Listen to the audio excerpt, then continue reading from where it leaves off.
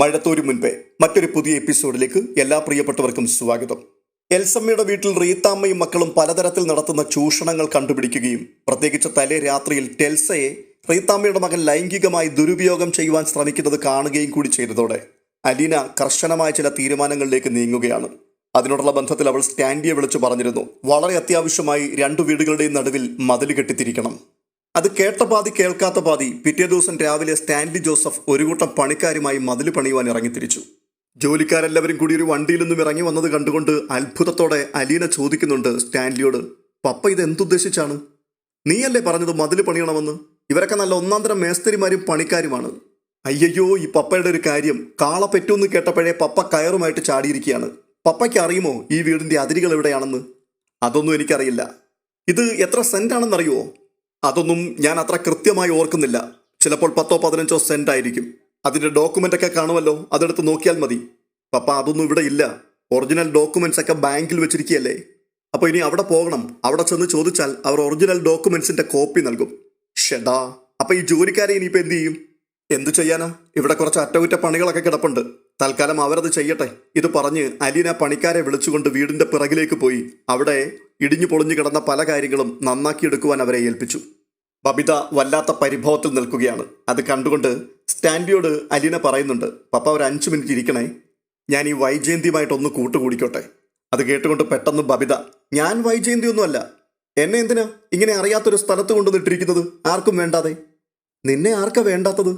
എൻ്റെ പപ്പയ്ക്ക് പോലും നിന്നോട് ഇപ്പം എന്തൊരു ഇഷ്ടമാണെന്നറിയാവോ? വേണ്ട, ഞാൻ പപ്പയുടെ ഇഷ്ടം കൂടാനൊന്നും അല്ലല്ലോ വന്നത്. എന്നെ അലീന ചേച്ചിയുടെ കൂടെ നിർത്താമെന്നും പറഞ്ഞല്ലേ കൊണ്ടുവന്നത്. എന്നിട്ട് ഇപ്പോഴോ? മോളെ, നീ വന്ന് കണ്ടതല്ലേടി ഇവിടുത്തെ ദയനീയമായ അവസ്ഥ. എന്നെ രാത്രിയിലൊന്ന് വിളിക്കാമല്ലോ, ഞാനവിടെ ഒറ്റയ്ക്കാണെന്ന് അറിയാവുന്നതല്ലേ. ഒറ്റയ്ക്കോ? പപ്പ, അവതക്കുട്ടിച്ചായൻ, നല്ല ഒന്നാന്തരം പട്ടികള്, പിന്നെ ഈച്ച, പൂച്ച, പല്ലി, പാറ്റ എല്ലാം ഉണ്ടല്ലോ അവിടെ. സമ്മതിച്ചു. എന്നെ ഒന്ന് വിളിക്കായിരുന്നല്ലോ. വിളിച്ചില്ലേടി ഞാൻ? വൈകുന്നേരം വിളിച്ചു, രാത്രി കിടക്കുന്നതിന് മുൻപും വിളിച്ചു. ഉറക്കത്തിൽ വിളിച്ച് ശല്യപ്പെടുത്തണമായിരുന്നോ? ഞാൻ ഉറങ്ങിയോ ഇല്ലയോ എന്ന് വിളിച്ചു ചോദിക്കാമല്ലോ. ഇപ്പൊ ചേച്ചി വിളിക്കും എന്ന് വിചാരിച്ചുകൊണ്ട് കിടക്കുക ഞാൻ. അപ്പോൾ അലീന കളിയാക്കിക്കൊണ്ട് പറയുകയാ, നിന്നെ ഞാൻ ഇന്നും മടിയിൽ കിടത്തി കഥയും പറഞ്ഞു വന്ന് ട്വിങ്കിൾ ട്വിങ്കിൾ ലിറ്റിൽ സ്റ്റാർ പാടി ഉറക്കണമായിരുന്നു അല്ലേ? ബബിത പരിഭവത്തോടു കൂടി തന്നെ നിൽക്കുകയാ. അപ്പോൾ വീണ്ടും അലീന, ശരി, ഒരു കാര്യം ചെയ്യാം, നീ ഇവിടെ എൻ്റെ കൂടെ നിന്നു. ബബിതയുടെ മിഴികൾ വിടർന്നു. അവൾ ചോദിക്കുക, നേരായിട്ടും പറഞ്ഞതാണോ? പക്ഷെ ഒരു കാര്യം, ഞാനിവിടെ എന്തൊക്കെ ചെയ്യുന്നോ അതെല്ലാം നീയും ചെയ്തോണം. ബബിത സർവാത്മന സമ്മതിച്ചു. അവൾ പറയുകയാണ്, ഞാൻ എല്ലാം ചെയ്തോളാം. അലീന കിച്ചണിൽ കയറി ചായ തയ്യാറാക്കി പപ്പയ്ക്കും ബബിതയ്ക്കും കൊടുത്തു. ചായ കുടിച്ചു കഴിഞ്ഞപ്പോൾ അലീന പപ്പയെ എൽസമ്മ കിടക്കുന്ന മുറിയിലേക്ക് വിളിച്ചു. സ്റ്റാൻലി ആദ്യം എതിർപ്പ് പ്രകടിപ്പിച്ചു. അയാൾ പറയുകയാണ്, എനിക്ക് കാണണ്ട, ഞാൻ കഴിഞ്ഞ ദിവസം കണ്ടതല്ലേ. കഴിഞ്ഞ ദിവസം കണ്ടു എന്ന് പറഞ്ഞ് ഇനിയും കാണില്ലേ? പപ്പ ഒന്നുകൂടെ വന്ന് കണ്ടു നോക്ക്. ഇഷ്ടമില്ലാത്ത കാര്യങ്ങൾ നിർബന്ധിച്ച് ആരെക്കൊണ്ടും ചെയ്യിക്കരുത്, അതുകൊണ്ട് ഒരു ഫലവുമില്ല. സ്റ്റാൻലി നീരസത്തോടെ പറയുകയാണ്. ഫലമില്ലെന്ന് ആര് പറഞ്ഞു? പപ്പയ്ക്ക് ഇഷ്ടമില്ലെങ്കിലും പപ്പയെ കാണുന്നത് എൽസമ്മ ആൻറ്റിയിൽ എന്തെങ്കിലും മനംമാറ്റം ഉണ്ടാക്കുമെന്ന് ഞാൻ വിചാരിച്ചിട്ടാ പറഞ്ഞത്. സ്റ്റാൻലി മനസ്സില്ലാ മനസ്സോടെ എൽസമ്മയുടെ മുറിയിലേക്ക് ചെന്നു. കഴിഞ്ഞ തവണ വന്നപ്പോൾ കണ്ട അന്തരീക്ഷമല്ല മുറിയിലുള്ളതെന്ന് അയാൾ പെട്ടെന്ന് തിരിച്ചറിഞ്ഞു. ചന്ദനത്തിൻ്റെ പരിമളം, വൃത്തിയും വെടിപ്പുമുള്ള മുറി, പ്രകാശം അരിച്ചെടുക്കുന്ന ജനാവലികൾ, ടീപ്പോയിലെ ഫ്ലവർ വേസിൽ പൂക്കൾ, മേശപ്പുറത്ത് ഭംഗിയുള്ള മേശവരി, കട്ടിലും കിടക്കയും വിരിയും എല്ലാം വൃത്തിയായി സൂക്ഷിച്ചിരിക്കുന്നു. കട്ടിലിൻ്റെ കാൽക്കൽ നിന്നുകൊണ്ട് സ്റ്റാൻലി എൽസമ്മയെ നോക്കി. മാറ്റം പ്രകടമായിരുന്നു. മുനിഞ്ഞ് കത്തിക്കൊണ്ടിരുന്ന നീലനാളത്തിന് പകരം ഉണർവുള്ളൊരു ദീപം പ്രകാശിക്കുന്നത് പോലെയുള്ള രൂപാന്തരം. അലീന സ്റ്റാൻലിയുടെ കൈക്ക് പിടിച്ച് എൽസമ്മ ചരിഞ്ഞു കിടന്ന വശത്തേക്ക് നീക്കി നിർത്തിയിട്ട് പറയുകയാണ്, ആൻറ്റി, കണ്ണൊന്ന് തുറന്നേ, ഇതാരായി വന്നിരിക്കുന്നതെന്നൊന്ന് നോയിക്കേ. എൽസമ്മയുടെ നോട്ടം സ്റ്റാൻലിയുടെ മുഖത്ത് വന്ന് പതിഞ്ഞു. ഒരു നിമിഷത്തെ പിടച്ചിലും അമ്പരപ്പും. പിന്നെ ആ നോട്ടം പതറി താണുപോയി. സ്റ്റാൻലിക്കൊരു വീർപ്പുമുട്ടൽ അനുഭവപ്പെട്ടു. അയാൾ മെല്ലെ തിരിഞ്ഞു നടന്നു. അലീന പതിയെ എൽസമ്മയോട് പറയുകയാണ്, ആൻറ്റിയെ കാണാൻ വന്നതാ. എൽസമ്മ അവളുടെ മുഖത്തേക്ക് ഒന്നുകൂടി നോക്കിയിട്ട് കൺപോള താഴ്ത്തി. ബൈജു സിമന്റും മറ്റ് സാധനങ്ങളും എത്തിച്ചതോടെ സ്റ്റാൻലിയുടെ പണിക്കാർ ജോലി ആരംഭിച്ചു. ഈ സമയത്ത് സ്റ്റാൻലി അലീനയോട് ചോദിക്കുകയാണ്, വാസ്തവത്തിൽ ഇതിനിടയ്ക്ക് ഒരു മതിലിൻ്റെ ആവശ്യമുണ്ടോ? വേണം പപ്പ. ആ മതിൽ കെട്ടുന്നത് വെറും നിലത്തല്ല, അവിടെയും ഇവിടെയുള്ളവരുടെ മനസ്സിലാ. മതിൽ കെട്ടിയാലും റോഡിലിറങ്ങിയിട്ട് മുൻവശത്തുകൂടി അങ്ങോട്ടും ഇങ്ങോട്ടും പോകാനും വരാനും ഒക്കെ സാധിക്കും. പക്ഷേ ആ മതിൽ ഇടയ്ക്ക് നിന്ന് ഓർപ്പിച്ചുകൊണ്ടേയിരിക്കും അങ്ങോട്ടും ഇങ്ങോട്ടും പ്രവേശനമില്ലെന്ന്. അലീന, നിനക്ക് എന്നും ഇവിടെ താമസിക്കാൻ പറ്റുമോ? ഇവിടെയുള്ളവർക്ക് ഒരു അത്യാവശ്യം വന്നാൽ റീത്താമ്മയും മക്കളുമല്ലേ ഉള്ളൂ ഒരു സഹായത്തിന്. നീ അതും കൂടി അടച്ചു കളഞ്ഞാൽ? അത് കേട്ടപ്പോഴേക്കും അലീനയുടെ മുഖം മുറുകി. ആ സഹായം ഇനി വേണ്ട പപ്പ, എൽസമ്മ ആൻറ്റിക്കും കുട്ടികൾക്കും ഒരു അത്യാവശ്യം വന്നാൽ ഞാനോ അവരോ അല്ല, പപ്പയുണ്ടാകണം സഹായിക്കാൻ. സ്റ്റാൻലി അതിന് മറുപടി പറയാതെ ചോദിക്കുകയാണ്, എൽസ എന്തിനാണ് സൈക്യാട്രിസ്റ്റിൻ്റെ അടുത്ത് കൊണ്ടുപോകണമെന്ന് പറഞ്ഞത്? അവൾക്ക് ചില പ്രശ്നങ്ങളുണ്ട്. അവൾക്ക് പല ട്രീറ്റ്മെൻറ്റുകളും ചെയ്തു നോക്കിയിട്ടുണ്ട് എൽസമ്മ. കുറേ കാലം കൗൺസിലിങ്ങിനും കൊണ്ട് നടന്നതാണ്. അങ്ങനെ വഴിപാട് കഴിച്ചാലൊന്നും പോരാ പപ്പ. ആദ്യം നല്ലൊരു സൈക്യാട്രിസ്റ്റിനെ പപ്പ തന്നെ കണ്ടെത്തണം. കൺസൾട്ടിങ്ങിന് ഒരു തീയതി ബുക്ക് ചെയ്യണം. ടെൽസയ്ക്ക് ക്ലാസ് ഇല്ലാത്ത ദിവസം നോക്കി വേണം ബുക്ക് ചെയ്യാൻ. എന്നിട്ട് വേണം ടെൽസയെ കൊണ്ടുപോകാൻ. സ്റ്റാൻലി അർദ്ധസമ്മതത്തോടെ തലയാട്ടിക്കൊണ്ടിരുന്നു. അലീന പറഞ്ഞു നിർത്തിയിട്ടും അയാൾ തലയാട്ടി. ഒടുവിൽ ഇതൊന്നും ചെയ്യേണ്ട കാര്യമില്ല, ഇതുകൊണ്ടൊന്നും ഗുണമുണ്ടാകാനും പോകുന്നില്ല എന്ന മട്ടിൽ ഒന്നുകൂടി തലയാട്ടിയിട്ട് അയാൾ എഴുന്നേറ്റു. തുടർന്ന് അലീനയുടെ മുഖത്തേക്ക് നോക്കിയിട്ട് തല്ലൊരു അമർഷത്തോടെ പറയുകയാണ്, നീ കുളത്തുപുഴ വരുന്നതുവരെ എല്ലാം സ്മൂത്തായിട്ടാണ് പോയിക്കൊണ്ടിരുന്നത്. ഇപ്പോൾ ഓരോരോ പുതിയ പ്രശ്നങ്ങൾ ഉണ്ടായിക്കൊണ്ടിരിക്കുകയാണ്. അതിന് അലീന, പപ്പ അങ്ങനെ സ്മൂത്തായിട്ട് രക്ഷപ്പെട്ടു പോയിക്കൊണ്ടിരിക്കുമ്പോൾ ഇവിടെ കുറച്ചുപേര് നശിച്ചുകൊണ്ടിരിക്കുകയാണ്. വേറെ ആരുമല്ല, പപ്പയുടെ ഭാര്യയും മക്കളും. ഇനിയിപ്പോൾ പപ്പയുടെ മോളല്ലെന്ന് പറഞ്ഞ് എന്നെ പിരിച്ചു വിട്ടാലും ശരി, ഇതിലൊന്നും പിന്മാറാൻ ഞാൻ ഉദ്ദേശിക്കുന്നില്ല. സ്റ്റാൻലിക്ക് നന്നായി ദേഷ്യം വരുന്നുണ്ടായിരുന്നു. തോട്ടം, നായ്ക്കൾ, തീറ്റിയും കുടിയും, ക്ലബിൽ അല്പം ചീട്ടുകളി, അങ്ങനെ സർവ്വസ്വതന്ത്രനായി സുഖിമാനായി കഴിഞ്ഞുകൂടുകയായിരുന്നു. അപ്പോഴാണ് കണ്ണാടിപ്പൊയ്കയിൽ തുരുതുരാ കല്ലുകൾ വീണാലെന്ന പോലെ ഒന്നിനു പിറകെ ഒന്നായി ഓരോരോ പ്രശ്നങ്ങൾ. എന്തായാലും സ്റ്റാൻലി പെട്ടെന്ന് കാറിൽ കയറി അഞ്ചൽ ടൗണിലേക്ക് ഓടിച്ചുപോയി. അപ്പോൾ ബബിത സഹതപിച്ചുകൊണ്ട് പറയുകയാണ്, പാവം പപ്പ, ചേച്ചി തുമ്പിയെ കൊണ്ട് കല്ലെടുപ്പിക്കുക കേട്ടോ. ആ തുമ്പി ഇതുവരെ കല്ലൊന്നും എടുക്കാതെ ഒഴിഞ്ഞു മാറി നടക്കുകയായിരുന്നു. കല്ലെടുത്ത് ശീലിക്കട്ടടി. അലീന തുടർന്ന് ബബിതയെ എൽസമ്മയുടെ അരികിലേക്ക് കൊണ്ടുവന്ന് ഒരു കസേരയിലിരുത്തി. എന്നിട്ട് പറയുകയാണ്, എന്നാലേ തുടങ്ങിക്കൂ, പാസീവ് എക്സർസൈസ്. അതെങ്ങനെയാണ് ചെയ്യേണ്ടതെന്നും അലീന കാട്ടിക്കൊടുത്തു. ബബിത എൽസമ്മയുടെ കൈയെടുത്ത് തലോടുകയും സാവധാനം ഉയർത്തുകയും താഴ്ത്തുകയും മടക്കുകയും നിവർത്തുകയും ചെയ്തു. അപ്പോൾ അവൾ ബബിതയോട് പറയുകയാണ്, അതെ, ഇങ്ങനെ ചുമ്മാ യന്ത്രം പോലിരുന്ന് ചെയ്താൽ പോരാ, വർത്തമാനമൊക്കെ പറയണം. നമുക്ക് സന്തോഷമുള്ള കാര്യങ്ങളെപ്പറ്റി പറയാം. സ്കൂളിലെ കുസൃതികൾ, ടൂറ് പോയത്, ഇഷ്ടപ്പെട്ട കൂട്ടുകാർ, അങ്ങനെ എന്തെങ്കിലുമൊക്കെ. മറുപടി ഒന്നും പ്രതീക്ഷിക്കണ്ട, പക്ഷെ കേട്ടോണ്ട് കിടന്നോളും. അപ്പോൾ ബബിത ചോദിക്കുകയാണ്, അല്ല ചേച്ചി എന്നിട്ട് എന്ത് ചെയ്യാൻ പോവാ? ഊണ് ശരിയാക്കണ്ടേ മോളെ? നിങ്ങൾ ഇത്രയും പേര് വരുമെന്ന് എനിക്കൊരു കണക്കുകൂടലും ഇല്ലായിരുന്നല്ലോ. ബബിത എൽസമ്മയുടെ കൈവിരലുകൾ പിടിച്ചു മടക്കുകയും നിവർക്കുകയും ഒക്കെ ചെയ്തുകൊണ്ടിരിക്കുകയാണ്. അലീന പോയി കഴിഞ്ഞപ്പോൾ അവൾ എൽസമ്മയോട് ചോദിച്ചു, ഞാൻ ആരാണെന്നറിയാവോ? എൽസമ്മ അവളുടെ മുഖത്തേക്ക് നോക്കിക്കൊണ്ടേ കിടക്കുകയാണ്. അലീന ചേച്ചിയുടെ അനുജത്തിയാ. എന്നുവെച്ചാൽ ഒരമ്മ പെറ്റ മക്കളാ അലീന ചേച്ചിയും ഞാനും. എൽസമ്മ ആൻറ്റി തൻ്റെ മുഖത്തിനപ്പുറത്തേക്കാണ് നോക്കുന്നതെന്ന് ബബിതയ്ക്ക് തോന്നി. അപ്പോൾ അവൾ പറയുകയാണ്, ഒരമ്മ പ്രസവിച്ചതാണെന്ന് പറയുമ്പോൾ ഞങ്ങൾ ഒന്നിച്ച് കളിച്ചു വളർന്നതാണെന്നൊന്നും തെറ്റിദ്ധരിക്കണ്ട കേട്ടോ. പൊടിക്കുഞ്ഞായിരുന്നപ്പോൾ മുതൽ ഈ കഴിഞ്ഞൊരു വർഷം മുമ്പ് വരെ സ്വന്തക്കാരോ ബന്ധുക്കളോ ഒന്നുമില്ലാതെ ഒരനാഥ പെണ്ണായിട്ട് ഞങ്ങളുടെ വീട്ടിൽ ഒരു വേലക്കാരിയായിട്ടാണ് ആദ്യം വന്നത്. ഞങ്ങൾക്കാർക്കും അറിയില്ല അലീന ചേച്ചി ആരാണെന്ന്. ഞങ്ങളൊരു വേലക്കാരിയോട് പെരുമാറുന്നത് പോലെ തന്നെ പെരുമാറി. അമ്മയ്ക്കാണെങ്കിൽ അലീന ചേച്ചിയോട് വഴക്കിടാൻ മാത്രമേ നേരമുള്ളൂ. അമ്മ അങ്ങനെയാ, നിസ്സാര കാര്യത്തിന് വലിയ പ്രശ്നം ഉണ്ടാക്കുന്നയാളാ. ഞാനും അങ്ങനെയൊക്കെ തന്നെ ആയിരുന്നു കേട്ടോ. പക്ഷേ ഇപ്പം ക്ഷമിക്കാൻ പഠിച്ചു വരുന്നതേ ഉള്ളൂ. പിന്നെ വലിയൊരു രസം എന്താണെന്ന് ചോദിച്ചാൽ, എൻ്റെ അമ്മയ്ക്ക് ഇപ്പോഴും അറിയില്ല അലീന ചേച്ചി സ്വന്തം മോളാണെന്ന്. അറിഞ്ഞാൽ അമ്മയ്ക്കത് താങ്ങാനും പറ്റില്ല. അലീന ചേച്ചി മരിച്ചു പോയെന്ന അമ്മയുടെ വിചാരം. എൽസമ്മ ബബിതയുടെ മുഖത്ത് തന്നെ മിഴുന്നിട്ട് നിർനിമേഷയായി കിടക്കുകയാണ്. ഇടയ്ക്ക് എപ്പോഴും അലീന വാതിക്കൽ വന്ന് തലയാട്ടി. അപ്പോൾ ബബിത, എന്താ ഒരു ഒളിഞ്ഞു നോട്ടം? ഞാൻ ഏൽപ്പിച്ച ജോലി ചെയ്യുന്നുണ്ടോ അതോ വെറുതെ ഇരിക്കുകയാണോന്ന് അറിയണ്ടേ? ഞാൻ ആൻറ്റിയോട് ഒരു കഥ പറയായിരുന്നു. എന്ത് കഥ? അതോ ഒരിടത്തൊരിടത്ത് ഒരപ്പൂപ്പനും അമ്മുമ്മയും ഉണ്ടായിരുന്നു എന്നുള്ള പഴങ്കഥ. അലീന ബബിതയുടെ അരികിലേക്ക് ചെന്നു. എന്നിട്ട് ചോദിക്കുകയാണ്, നിനക്ക് വിഷമം തോന്നുന്നുണ്ടോ മോളെ? എന്തിന്? അല്ല, പാലായിലെ സ്വർണ്ണക്കട മുതലാളിയുടെ മോളെ വിളിച്ചുകൊണ്ട് വന്ന് ഇങ്ങനെയൊക്കെ ചെയ്യിക്കുന്നതിൽ. ഇല്ല ചേച്ചി, എനിക്ക് സന്തോഷമേ ഉള്ളൂ. കുറേ കടം വീട്ടാനുണ്ടല്ലോ ഞാൻ. അലീന മുഖം കുനിച്ച് ഇടത്തെ കണ്ണിൽ ഒരു ഉമ്മ നൽകി. എന്നിട്ട് ചിരിയോടെ പറയുകയാണ്, കടവിനെയും കൂടിക്കോട്ടെ. അലീന മടങ്ങിപ്പോയപ്പോൾ ബബിത പുഞ്ചിരിയോടെ എൽസമ്മയുടെ മുഖത്തേക്ക് നോക്കി പറയുകയാണ്, കണ്ടോ സ്നേഹം കണ്ടോ? എനിക്ക് ചിലപ്പോൾ തോന്നും ഇതൊക്കെ കള്ളത്തരങ്ങളാണെന്ന്. അതിൻ്റെ കാരണം, ഇങ്ങനെയൊക്കെ സ്നേഹിക്കാൻ ആർക്കെങ്കിലും പറ്റുമോ? ഇങ്ങനെ ക്ഷമിക്കാനും സഹിക്കാനും പറ്റുമോ? എനിക്ക് അതിശയം തോന്നും അലീന ചേച്ചി എങ്ങനെയാണ് ഈ ശത്രുക്കളെ പോലും ഇണക്കിയെടുക്കുന്നതെന്ന്. അലീന ചേച്ചിയോട് ഞാൻ ചോദിക്കുമ്പോൾ പറയുന്നത്, മോളെ, ഞാൻ ആരുമില്ലാത്തവളായിരുന്നു, അനാഥാലയത്തിൽ നിന്നാണ് ഞാൻ വരുന്നത്. അതുകൊണ്ട് എനിക്ക് എന്ത് കിട്ടിയാലും തികയത്തുമില്ല, എത്ര കൊടുത്താലും മതിയാവത്തുമില്ല എന്ന്. ശരിയായിരിക്കും, നമ്മളാരും ജനിച്ച അന്നു മുതൽ അനാഥരായി ജീവിച്ചിട്ടില്ലല്ലോ. പിന്നെ വേറൊന്നുകൂടി അലീന ചേച്ചി പറയും, ബ്രിഗീത്ത മമ്മി, അലീന ചേച്ചിയുടെ യൂണിവേഴ്സിറ്റി. അതുപോലൊരു അമ്മയെ ലോകത്ത് വേറെ ഒരു മക്കൾക്കും കിട്ടിയിട്ടുണ്ടാവില്ല. ഇരന്നു വാങ്ങുക, നിറച്ചു കൊടുക്കുക, അതാണ് ആ അമ്മ പഠിപ്പിച്ച പാഠം. അല്ലെങ്കിൽ ആൻറ്റി തന്നെ ഒന്ന് ആലോചിച്ച് നോക്കിയേ, അലീന ചേച്ചിക്ക് ഇവിടെ വന്ന് ഈ ഭാരം ഏറ്റെടുക്കേണ്ട എന്തെങ്കിലും ആവശ്യമുണ്ടോ? ആൻറ്റിയെ എഴുന്നേൽപ്പിച്ച് നടത്തുമെന്നല്ലേ പറഞ്ഞിരിക്കുന്നത്? നടത്തിയിരിക്കും. ഞാനീ പറയുന്നത് എന്തെന്ന് വെച്ചാൽ, നമ്മളും കൂടി ഒരു കൈ സഹായിക്കണം. മനസ്സുകൊണ്ട് ഒന്ന് ആഞ്ഞു പിടിച്ചാൽ മതി. അത് കേട്ടുകൊണ്ട് എൽസമ്മ ശിരസ്സൊന്ന് അനക്കിയെന്ന് ബബിതയ്ക്ക് തോന്നി. ഒരു ദീർഘനിശ്വാസം. അല്പം കഴിഞ്ഞപ്പോൾ അവരുടെ കൺകോണിൽ നിന്നും ഒരു നീർത്തുള്ളി തലയിണയിലേക്ക് അടർന്നു വീഴുന്നത് അവൾ കണ്ടു. അഞ്ചൽ ടൗണിലേക്ക് പോയ സ്റ്റാൻലി ഉച്ചയോടുകൂടി തിരികെ എത്തി. വന്നയുടൻ പുതിയൊരു ഫയൽ അലീനയുടെ കയ്യിൽ ഏൽപ്പിച്ചിട്ട് പറയുകയാണ്, ഈ പ്രോപ്പർട്ടിയുടെ എല്ലാ ഡോക്യുമെന്റ്സും ഇതിനകത്തുണ്ട്. കരമടച്ചതും അടയ്ക്കാത്തതും ഉൾപ്പെടെ ബാങ്കിൽ നിന്ന് ഫോട്ടോസ്റ്റാറ്റ് എടുപ്പിച്ചതാണ്.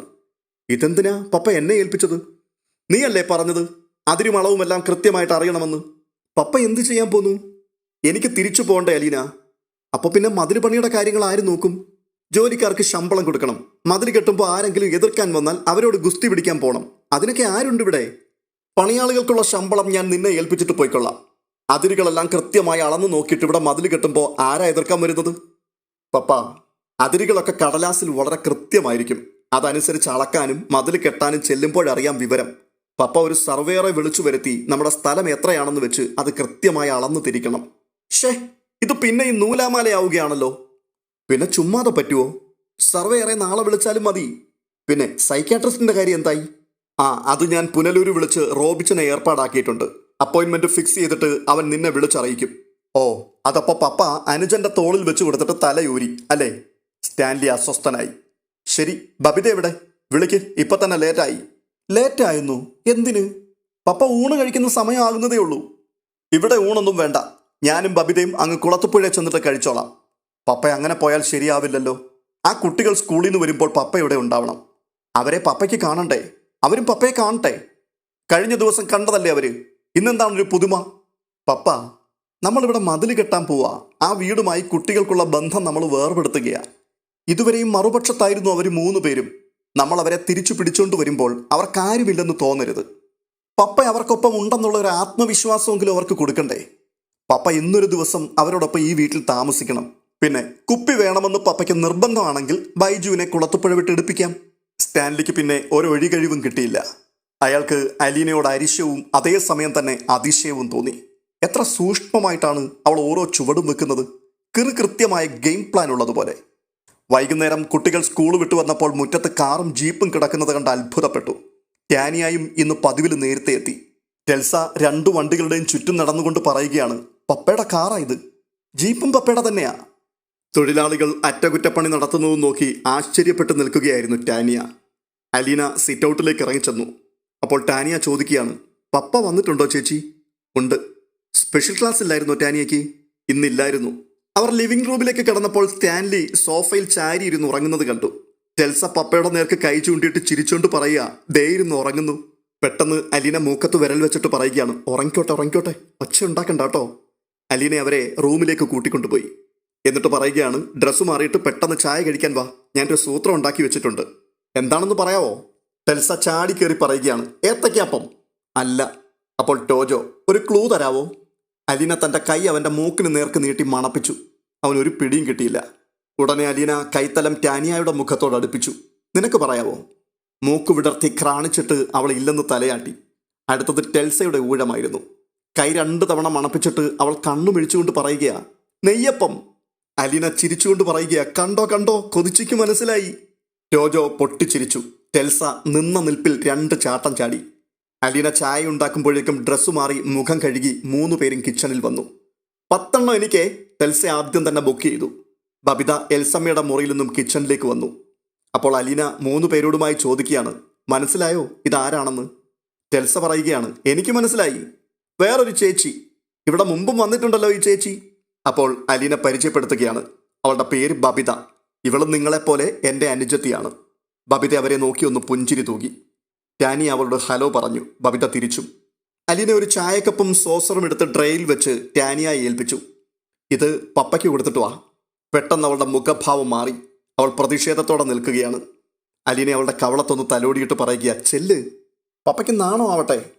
അതങ്ങ് ഫലിച്ചു. ടാനിയ ട്രേയുമായി സ്റ്റാൻലിയുടെ മുൻപിലേക്കെത്തി. എന്നിട്ട് തെല്ലുറക്കെ അവൾ പറയുകയാണ്, ചായ. സ്റ്റാൻലി മയക്കത്തിൽ നിന്നും ഞെട്ടി ഉണർന്നു. കണ്ണുമിഴിച്ച് അയാൾ ടാനിയായെ നോക്കി. പിന്നെ പരിസരത്തേക്ക് നോക്കി. എന്നിട്ട് ചോദിക്കുകയാണ്, നീ എപ്പോൾ വന്നു? ഇപ്പോൾ വന്നതേ ഉള്ളൂ. ദാ ചായ. താങ്ക്സ്. സ്റ്റാൻലി ചായക്കപ്പം സോസറും എടുത്തു. വെൽക്കം. ടാനിയ തിരികെ പോന്നു. എല്ലാവരുടെയും ചായ കുടി കഴിഞ്ഞപ്പോൾ അലീന ഉറക്കെ പറയുകയാണ്, എല്ലാവരും കുളിച്ച് വേഗം റെഡി ആയിക്കോണം, നമ്മൾ പപ്പയും കൂട്ടി ഷോപ്പിങ്ങിന് പോകുന്നു. ടോജോയ്ക്കും ടെൽസയ്ക്കും ഉത്സാഹമായി. അവർ കുളിമുറിയിലേക്ക് ഓടി. ടാനിയ മാത്രം ഉദാസീനയായി നിൽക്കുകയാണ്. അലീന ചോദിച്ചു, നിനക്കെന്തു പറ്റി? ഞാൻ വരുന്നില്ല. എന്താ കാര്യം? ഇതുവരെ കൊണ്ടുപോയിട്ടില്ല, ഇനി എന്തിനാ കൊണ്ടുപോകുന്നേ? മോളെ, എനിക്ക് 24 വയസ്സുണ്ട്. 23 വയസ്സ് വരെ ഞാനൊരു അനാഥയായിരുന്നു. എൻ്റെ കുറ്റം കൊണ്ടല്ല. 24ാമത്തെ വയസ്സിലാണ് ഞാൻ പപ്പയെ ആദ്യമായിട്ട് കാണുന്നത്. ഒരു പരാതിയും ഞാൻ പറഞ്ഞില്ല. നമുക്കറിയാത്ത ഒരുപാട് കാര്യങ്ങളുണ്ട്. നമ്മളോട് എത്ര പറഞ്ഞാലും മനസ്സിലാവാത്ത ന്യായങ്ങളുമുണ്ട്. എനിക്കറിയാം നിനക്ക് ആരോടൊക്കെയോ അമർഷമുണ്ടെന്ന്. സാരമില്ല, നമുക്ക് നഷ്ടപ്പെട്ടതൊക്കെ തിരിച്ചു പിടിക്കണം. അതിലാണ് ശരിക്കുമുള്ള വീറും വാശിയും. കിട്ടാത്ത മുന്തിരി പൊളിക്കുമെന്ന് പറഞ്ഞ് ഉപേക്ഷിക്കാൻ ഏത് കുറുക്കനും പറ്റും. മോള് ചെല്ല്, നല്ല കുട്ടിയല്ലേ. നെറ്റിയിൽ ഒരു ഉമ്മ കൂടി കൊടുത്തപ്പോൾ അവൾ അലിഞ്ഞു. 4 പേരും ഒരുങ്ങി സ്റ്റാൻലിയുടെ മുൻപിലെത്തിയപ്പോൾ അയാളൊന്ന് അമ്പരന്നു. അയാൾ ചോദിക്കുകയാണ്, എങ്ങോട്ടാണ് 4 പേരും കൂടി? അപ്പോൾ അലീന, ഷോപ്പിങ്ങിന്. പപ്പ കൊണ്ടുപോകണം. ബൈജു പോരെ, അവനെ വിളിക്ക്. പോരാ, പപ്പ തന്നെ വരണം. ഇന്ന് വരെ പപ്പ ഈ മക്കളെയും കൊണ്ട് ഒരു ഷോപ്പിങ്ങിന് പോയിട്ടുണ്ടോ? ഇല്ലല്ലോ. ഇന്ന് നമുക്ക് ആ ചരിത്രം ഒന്ന് തിരുത്തി കുറിക്കണം. അലീന ഒരു കുസൃതി ചിരിയോടുകൂടി ഇത് പറയുമ്പോൾ സ്റ്റാൻലി ചുറ്റുപാടുകൾ പരതിക്കൊണ്ട് ചോദിക്കുകയാണ്, ബബിത എവിടെ? അവൾ ആൻറ്റിയുടെ അടുത്തുണ്ട്. ആരെങ്കിലും വേണ്ട ഇവിടെ? അവൾ ഇരുന്നോളും. അവൾ ഒറ്റയ്ക്കോ?